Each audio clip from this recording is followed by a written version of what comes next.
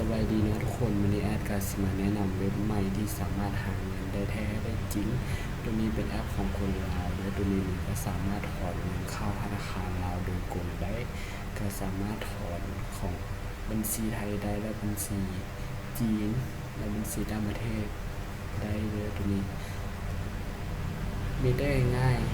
ให้เรานี่กดเข้าลิงก์ที่แอดส่งไปให้แล้วมันบอกแล้วมันก็จะโซขึ้นหน้านี้ให้เราเลื่อนลงไปมันก็จะบอกให้เราใส่เบอร์ตั้งใจให้เราใส่เบอร์แล้วมันบอกแอดขออนุญาตใส่เบอร์กันเลย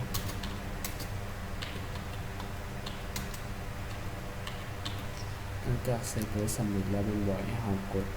ทำรหัสยืนยัน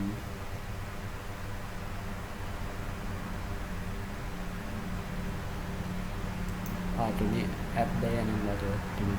แอปได้ลงทะเบียนแล้วมันก็จะบอกให้ว่ามีได้ยินลงทะเบียนแล้ว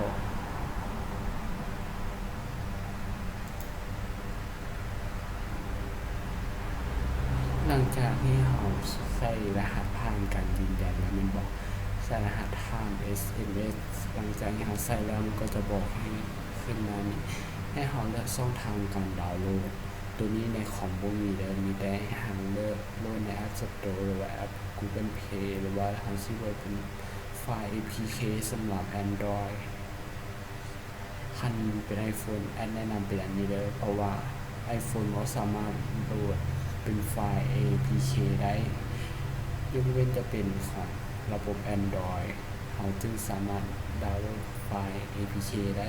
หลังจากที่เราดาวน์โหลดสำเร็จแล้วมันก็จะบอกให้เดี๋ยวแอดขอเข้าแอปเป็นแล้วถ้าเป็นแล้วอาจจะซ่าไปในตัวนี้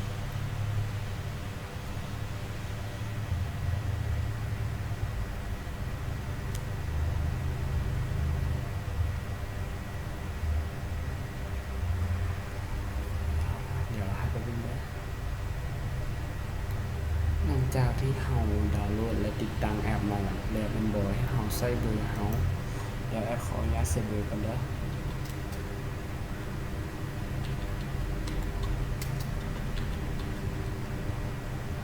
แล้วกดส่งรหัสยืนยันหลังจากกดส่งรหัสยืนยันสำเร็จแล้วถ้ารหัส SMS ส่งไปหานี่ก็ให้เราก็ใส่ตามเลยหลังจากใส่รหัสตามที่มันส่งมาแล้วให้เรากดเข้าสู่ระบบทับลงทะเบียนหลังจากเข้าสู่ระบบทับลงทะเบียนสำเร็จแล้วมันก็จะส่งขึ้นอยู่หน้านี้ขั้นตอนแรกเรานี้เข้าไปที่ของคอยเพื่อยืนยันตัวตนแล้วกดเข้าไปที่โปรไฟล์ที่มีรูปอยู่หลังจากที่เรากดเข้าไปแล้วมันบอกให้เรากดยืนยันตอนแรกนี่มันสิบ่มีว่ายืนยันแล้วมันก็เขียนว่ายังไม่ได้ยืนยันหลังจากที่เรากดเข้าไปแล้วมันก็จะมีหน้าให้เลือกว่าเรานี่จะยืนยันผ่านแบบไม่สิมีบัตรประจำตัวแล้วก็พาสปอร์ตคันเราบ่มีบัตรประจำตัวหรือพาสปอร์ตมีเราใช้สามัญครัวได้เด้อตัวนี้หรือว่าเราบ่มีอันเดี๋ยวแอดจะมาพามันขึ้นเรียบให้เรากดเข้าไปคะแนนเครดิตคันแต่ละคนบ่มีแต่บัตรขับขี่หรือว่าอื่นนี่มันก็จะบอกอยู่นี่ว่าคะแนนเครดิตของเรานี่มันน่าเชื่อถือบ่มันก็จะบอกให้ทำจะลงทะเบียนผ่านใดแบบจะยืนยันตัวตนผ่านไหนแน่มันสิบอกมีใบยั่งยืนอสังหาริมทรัพย์หรือใบยั่งยืนที่อยู่ของเราใบลงทะเบียนรถหาให้เรามาอัปโหลดสมมติเราเป็นใบขับขี่เนาะให้เรากดเข้าไปอัปโหลดแบบนี้เลยแล้วให้เราถ่ายรูปบัตรขับขี่ของเราแล้วกดส่งหลังจากที่กดแล้วมันบอกมันเขาก็รอถ่ายให้มันอนุมัติของเราหลังจากที่มันอนุมัติแล้วเขาก็สามารถใส่แอปนี้เป็นปกติและวิธีการหาเงินนี้แม่อาจจะมาสอนในคลิปหน้าเพราะว่าเดี๋ยวคลิปมันจะยาวเกินไปแอดก็จะมาสอนในคลิปหน้าเด้อก็บ่มีอย่างหลายหลังจากยืนยันตัวตนผ่านแล้วก็โซอยู่นี่ว่าการยืนยันตัวตนได้ การยืนยันซื้อได้ผ่านแล้วเขาก็จะได้รับเงินฟรีอยู่ในบัญชีให้เขากดเข้าไปที่บัญชีของข่อยมันก็จะสูงยอดเงินว่าเขามียอดเงินการลงทะเบียนใหม่หรือว่าการยืนยันตัวตนใหม่สำเร็จแล้วบ่หลังจากที่เขากดหลังจากที่เขายืนยันสำเร็จแล้วเขาก็จะได้รับเงินฟรีอยู่ในนี้เลยและวิธีการเพิ่มบัญชีธนาคารให้เขากดเพิ่มเลขบัญชีธนาคาร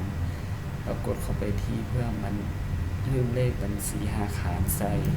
กดเข้าไปมันก็จะมีธนาคารที่เขาเลือกบอกว่าจะเป็นการค้าธนาคารพัฒนาลาวเสียงดังไปแน่แอดก็ขอโทษขออภัยด้วยหรือว่าจะเป็นLDB Wallet มันก็จะมีหลายธนาคาร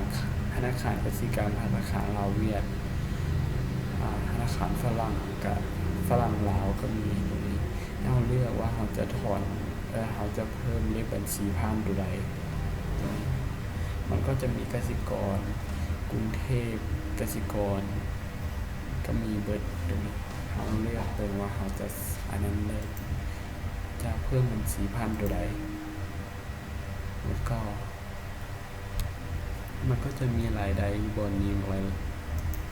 การสร้างรายได้ตัวนี้มันก็วิธีการเติมเงินของแอปนี้เด้อตอนนี้มีแต่ธนาคารการค้าที่สามารถเติมได้ตัวนี้ก็สิมีช่องทางการเติมบ่ว่าจะเป็นการเติมซื้อปีรถไฟการเติมนิวเพย์0.4การเติมปีรถไฟ6นิวเพย์แปลว่าการเฮาเติมเข้ากระเป๋านิวเพย์ของเรา